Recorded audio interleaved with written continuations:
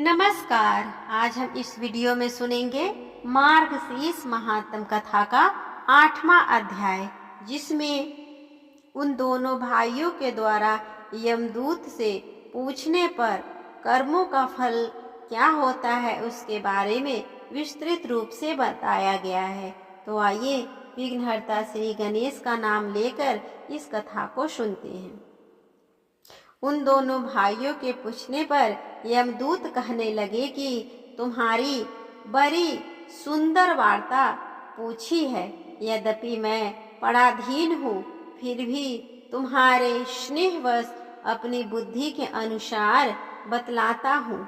जो प्राणी काया, वाचा और मनसा से कभी दूसरों को दुख नहीं देते, वे यमलोक में नहीं जाते। हिंसा करने वाले वेद, यज्ञ, तप और दान से भी उत्तम गति को नहीं पाते। अहिंसा सबसे बड़ा धर्म, तप और दान ऋषियों से बतलाया है। जो मनुष्य जल या पृथ्वी पर रहने वाले जीवों को अपने भोजन के लिए मारते हैं, वे कालसूत्र नामक नरक में पड़ते हैं और वहाँ पर अपना मांस खाते हैं और रक्त पीप पान करते हैं तथा पीप की कीच में उनको कीड़े काटते हैं। हिंसक जन्मांध, काने, कुबरे, डूले, लंगड़े, दरिद्र और अंगहीन होते हैं। इस कारण इस लोक तथा परलोक में सुख की इच्छा करने वाले को काया, वाचा और मन में दूसरों का द्रोह नहीं होना चाहिए। जो हिंसा नहीं करते उनको किसी प्रकार का भय नहीं होता।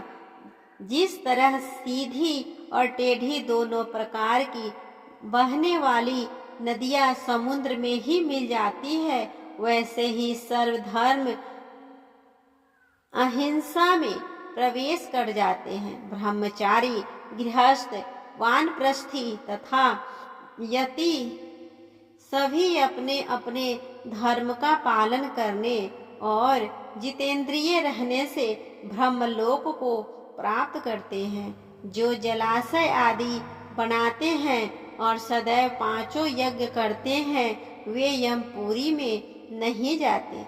जो इंद्रियों के वशीभूत नहीं हैं, वेदवादी और नित्य ही अग्नि अर्थात हवन आदि का पूजन करते हैं, वे स्वर्ग को जाते हैं।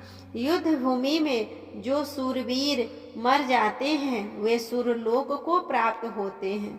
जो अनाथ स्त्री शरण में आए हुए तथा ब्राह्मण की रक्षा के लिए प्राण देते हैं, वे कभी स्वर्ग से नहीं लौटते। जो मनुष्य लूले, लंगड़े, वृद्ध, अनाथ तथा गरीबों का पालन करते हैं, वह भी स्वर्ग में ही जाते हैं। जो मनुष्य कौवे के लिए पानी का आश्रय करते हैं तथा कुआं, तालाब और बावरी बनवाते हैं, वे सदैव स्वर्ग में ही निवास करते हैं। जैसे जैसे जीव इनमें पानी पीते हैं, वैसे ही उनका धर्म बढ़ता है। जल से ही मनुष्य के प्राण हैं, इसीलिए जो प्याऊ आदि लगाते हैं, वह अक्षय स्वर्ग को प्राप्त होते हैं। बड़े बड़े यज्ञ भी वह फल नहीं देते जो अधिक छाया वाले वृक्ष आदि मार्ग में लगने से देते हैं। जो मनुष्य वृक्ष रोपण करता है, वह सदैव ज्ञानी और यज्ञ करने वाला होता है।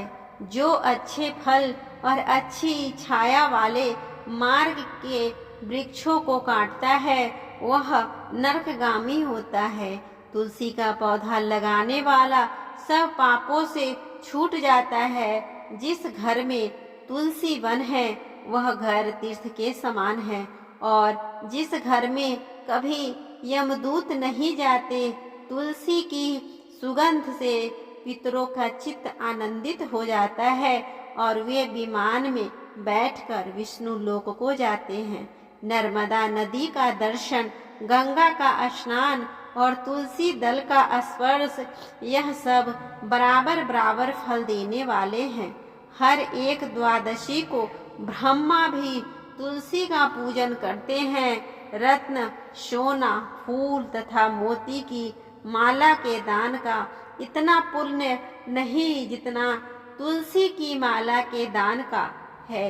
जो फल आम के 1000 और पीपल के 100 वृक्ष को लगाने से होता है, वह तुलसी के एक पौधा के लगाने से होता है।